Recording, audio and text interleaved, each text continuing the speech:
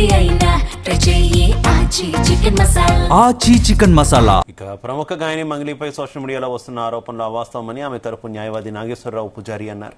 కొందరు కావాలని తప్పుడు ప్రచారం చేస్తున్నారని, సమాజంలో పెరుగుల వ్యక్తుల ప్రతిష్ట దిగజార్చే ఇలాంటి చర్యలపై చట్టం కఠినంగా వ్యవహరించాలని కోరారు. మంగ్లీ తీవ్ర మానసిక ఒత్తిడిలో ఉన్నారని, తాము చట్టపరంగా చర్యలు తీసుకోనున్నట్టు అడ్వకేట్ తెలిపారు.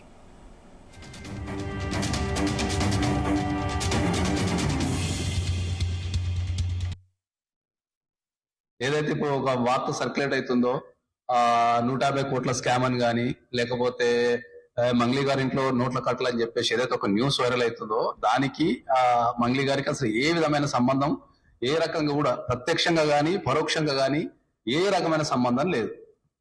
అది నేను ప్రధానంగా చెప్పదలుచుకున్నది. సో దాంట్లో ఇప్పుడు ఏదైతే ఈ నోట్ల కట్టలు అనేది ఒక వీడియో రిలీజ్ చేసిందో అది అసలు వాళ్ళ ఇల్లు కాదు, అసలు ఆమెకి ఏ రకమైన సంబంధం లేదు.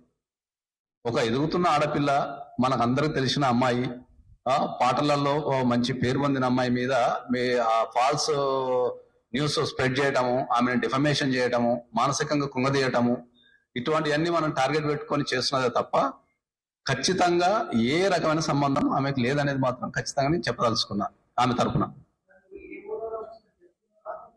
అవును, నేను మంగ్లీ గారి తరపున నాకు మంగ్లీ గారు చెప్పారు, వెళ్ళి ఆమెకి నేను అడ్వకేట్ కింద ఉన్నాను, ప్లస్ ఆమెకు సంబంధించిన విషయం చెప్పమని నాకు క్లియర్గా చెప్పారు కాబట్టి దాని మీద ఈ ప్రెస్ మీట్ పెట్టడం జరిగింది.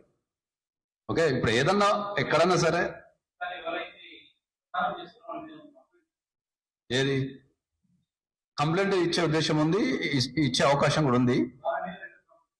ఎస్, ఇస్తారు, కంపల్సరీ ఇస్తారు. ఎందుకంటే అది ఫాల్స్ న్యూస్ కాబట్టి, ఆమె ఇమేజ్ కి డ్యామేజ్ కలిగింది కాబట్టి, ఆమెని మానసిక క్షోభకు గురి చేశారు కాబట్టి కంపల్సరీ ఏదైతే ఫాల్స్ న్యూస్ స్ప్రెడ్ చేశారో, ఎవరైతే ఈ డిఫమేషన్ చేస్తున్నారో వాళ్ళ మీద ఖచ్చితంగా కంప్లైంట్ ఇచ్చే అవకాశం ఉంది.